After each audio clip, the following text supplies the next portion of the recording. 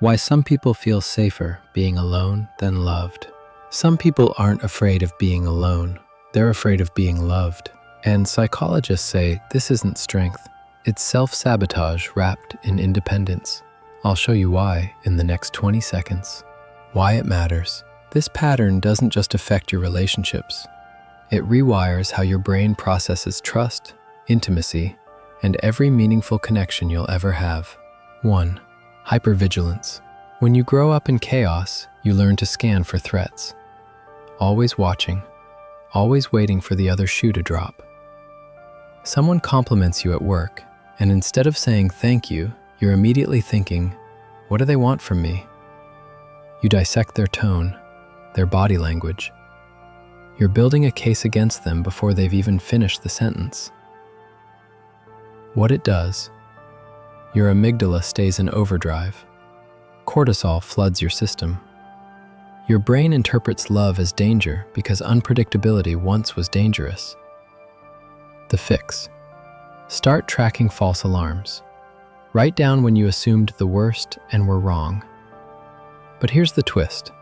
Hypervigilance isn't the problem. It's what you do when nothing bad happens. 2. Catastrophizing intimacy. You meet someone who's kind, consistent, available, and your brain says, this won't last. You're 3 months into a great relationship. They text, can we talk tonight? And you immediately spiral. You're rehearsing breakup speeches, planning your exit, mourning something that hasn't even happened. What it does, your prefrontal cortex goes offline. The primitive brain takes over. You're not predicting the future, you're reliving the past and calling it intuition. The fix. Ask yourself, am I responding to what's happening or what happened before? Because most people aren't rejecting connection. They're rejecting the memory of what connection cost them. 3. Emotional flatline. You don't cry at funerals. You don't get excited about good news. You exist in a permanent state of fine. Your best friend tells you they're engaged. You smile. You say congratulations. But inside, nothing. No joy, no excitement.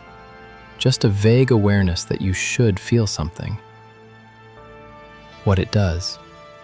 It's called alexithymia, emotional blindness.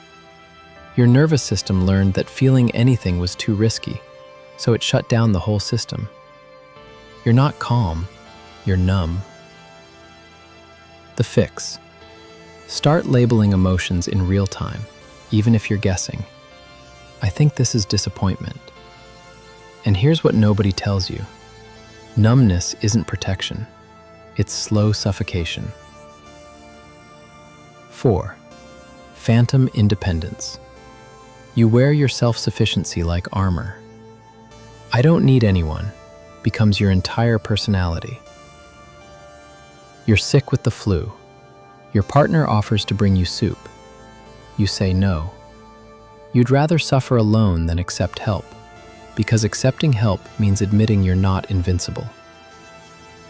What it does. Your brain conflates vulnerability with weakness.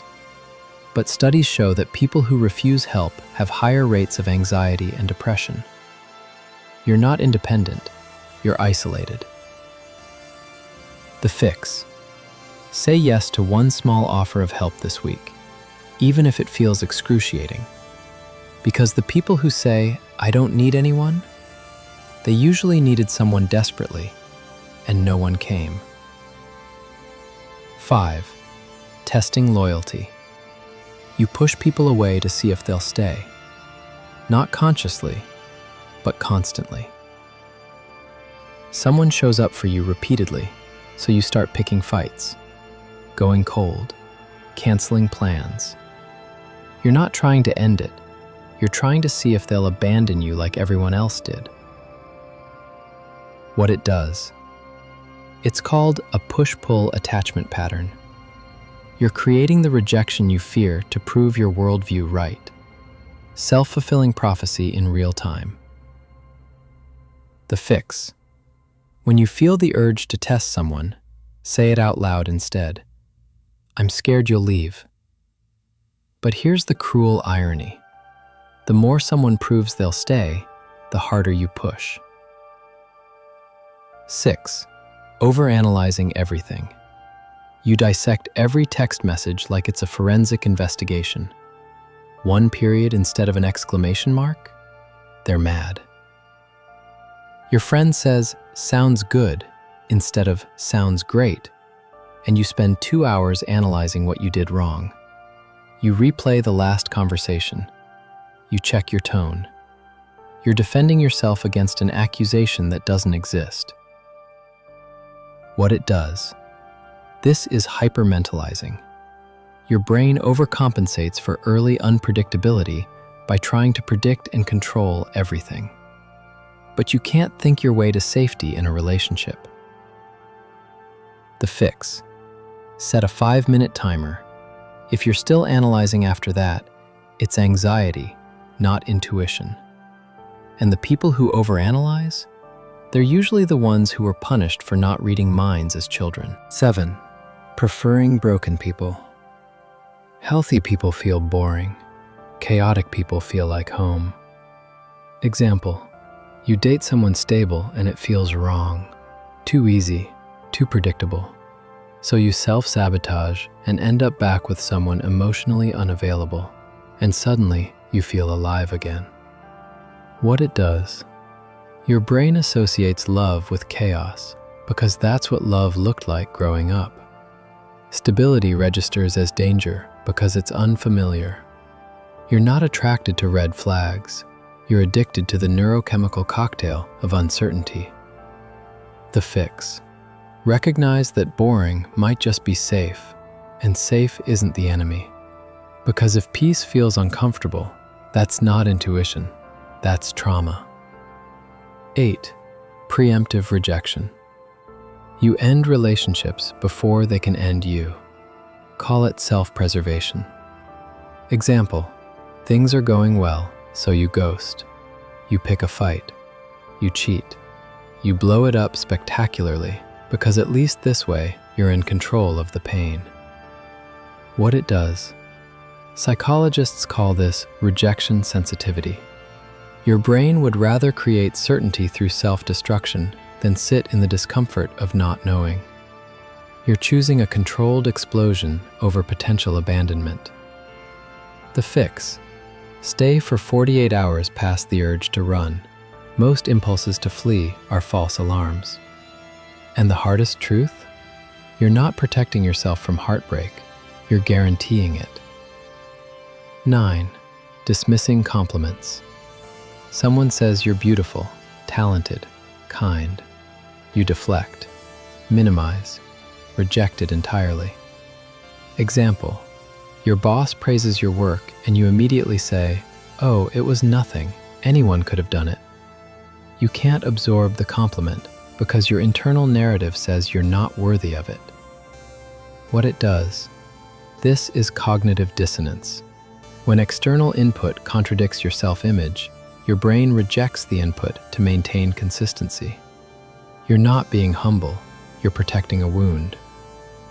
The fix. Say thank you without explanation.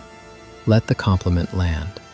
Because if you can't accept praise, you'll never believe you deserve love. 10. Romanticizing solitude. You convince yourself you prefer being alone, that you're just different. Example. You scroll through photos of couples and tell yourself you're above all that you're evolved, that relationships are for people who can't handle themselves. But late at night, when it's quiet, you feel the ache. What it does. This is rationalization, your brain creating a narrative to justify emotional avoidance. But loneliness isn't just an emotion. It triggers the same brain regions as physical pain. You're not thriving in solitude, you're surviving it. The fix. Admit what you actually want, even if it terrifies you. Because calling loneliness freedom doesn't make it hurt less. 11. Extreme self-reliance. You handle everything alone. Not because you want to, because you think you have to. Example: your car breaks down. You have friends who could help, but you drain your savings to fix it yourself. Asking feels like admitting failure, so you'd rather struggle in silence. What it does: chronic self-reliance keeps your nervous system in fight or flight. Studies show it correlates with higher inflammation and stress hormones. You're not strong, you're exhausted. The fix: ask for help with something small and survivable this week. And here's the truth nobody prepared you for.